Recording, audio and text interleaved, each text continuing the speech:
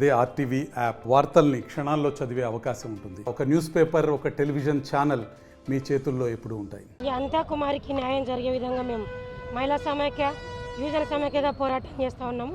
ఈ అమ్మాయి భర్త 3 పెళ్ళిళ్ళు చేసుకొని 4వ పెళ్లి చేసుకోవడానికి కూడా సిద్ధంగా ఉన్నాడు. ఈ అమ్మాయిని 2017లో పెళ్లి చేసుకొని 4 సంవత్సరాలు కాపురం చేసి తదనంతరం 3వ పెళ్లి కూడా చేసుకున్నాడు. అతను ఇట్లనే మగాడు మృగాలుగా మారి ఇతను ఎన్ని పెళ్ళిళ్ళు చేసుకుంటా పోతాడని మేము మహిళా సమైక్యగా డిమాండ్ చేస్తున్నాం.